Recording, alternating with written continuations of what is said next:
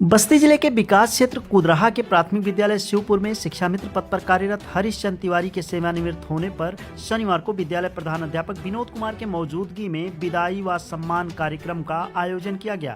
आयोजित कार्यक्रम की अध्यक्षता प्राथमिक शिक्षक संघ ब्लॉक अध्यक्ष चंद्रभान चौरसिया ने किया व कार्यक्रम का कुशल संचालन उत्तर प्रदेश से प्राथमिक शिक्षक संघ जिला उपाध्यक्ष आनंद दुबे ने किया।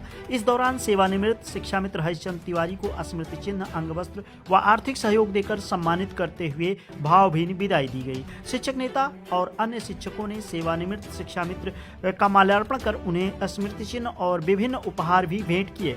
परिषदीय स्कूल में करीब 2 दशक से बेहद ही अल्प मानदेय पर शिक्षण कार्य करने के बाद खाली हाथ सेवानिवृत्त हुए शिक्षा मित्र की विदाई के दौरान वह भावुक हो उठे। देखें पूरी रिपोर्ट पूर्वांचल संदेश के साथ। बेसिक शिक्षा से जुड़ाव हमारा शुरू से रहा है। तो जो भी शिक्षा कार्यक्रम आए, हम अनौपचारिक शिक्षा में जुड़ाव रहा, उसमें भी हम निरंतर अपना कार्यक्रम चलाते थे। इस विभाग में आए शिक्षा मित्र के रूप में, तब भी हम बिना हिचक के अपनी शिक्षा बच्चों को प्रदान करते रहे। सरकार ने हमें अध्यापक बनाया, तब भी हमने वही काम किया। अध्यापक से हमें फिर शिक्षा मित्र पर ला दिया, तब भी हम हतोत्साहित नहीं हुए और निरंतर हमारे साथी गवाह हैं कि हम अपने कार्य में रत रहे, क्योंकि ये बच्चों का मामला था। बच्चों के प्रति हमारा लगाव है। सरकार को चाहिए कि उनके लिए जीवन यापन के लिए चाहिए तो समान वेतन दिया जाए, लेकिन ना समान वेतन दे।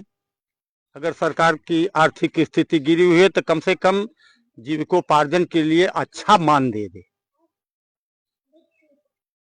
ताकि दोनों समान रूप से विद्यालय में कार्य कर सकें।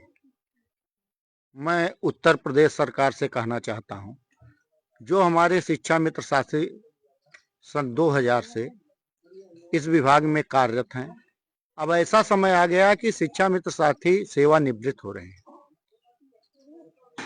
और खाली हाथ अपने घर जा रहे हैं।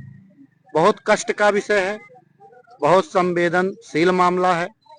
उत्तर प्रदेश सरकार के मुखिया माननीय योगी आदित्यनाथ जी से अनुरोध करना चाहता हूं कि एक व्यवस्था बनाई जाए।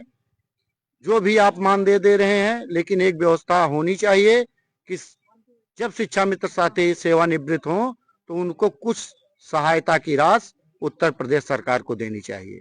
और मैं मांग करता हूं उत्तर प्रदेश सरकार से कि अविलंब इनका मानदेय 40,000 न्यूनतम किया जाए और सेवानिवृत्ति के समय न्यूनतम 10 लाख रुपया दिया जाए, क्योंकि जो अपना पूरा उम्र बेसिक शिक्षा में गंवा दिया, सरकार के कार्यक्रमों में गंवा दिया, उसको अपना हक संपूर्ण मिलना नैतिक धर्म है, नैतिक कर्तव्य है।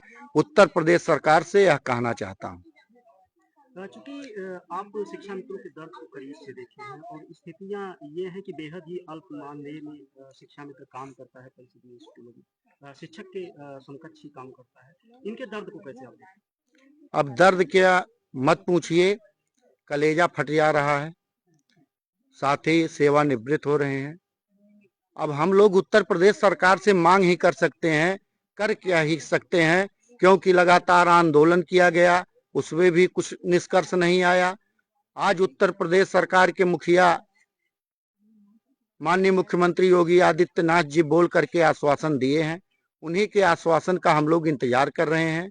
अगर आश्वासन नहीं पूरा होगा तो अब संघर्ष तो शिक्षा मित्रों को जुट के करना ही पड़ेगा, क्योंकि इस विभाग में अब बहुत दिन तक झेलना शिक्षा मित्रों के लिए हित में नहीं है। चूंकि विधिक व्यवस्था है, इसके तहत चाहे शिक्षक हो चाहे शिक्षा मित्र हो, सबको एक विधिक नियम है, सबको एक दिन सेवानिवृत्त होना पड़ता है। और कहा भी गया है शिक्षक कभी भी सेवानिवृत्त नहीं होता है, क्योंकि वो अपना ज्ञान यहाँ से जाने के बाद समाज में बिखेरता रहता है। मैं चाहूंगा कि हमारे तिवारी जी भी हम लोगों का मार्गदर्शन करते रहें और समाज में अपने ज्ञान को इसके बाद भी बिखेरते रहेंगे। यही हमारी भविष्य में इनसे अपेक्षा है। और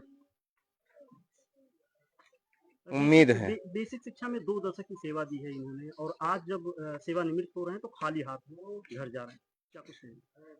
ऐसा नहीं होना चाहिए। सरकारों को शिक्षा मित्र भाइयों के बारे में भी सोचना चाहिए, शिक्षकों के भी बारे में सोचना चाहिए कि इनको भी एक सरकारी संबल प्रदान किया जाना आवश्यक है, क्योंकि जब हम जवानी भर विद्यालयों में बच्चों को शिक्षण का कार्य किए, उसके बाद अब खाली हाथ लौटना हमारी समझ से ठीक नहीं है।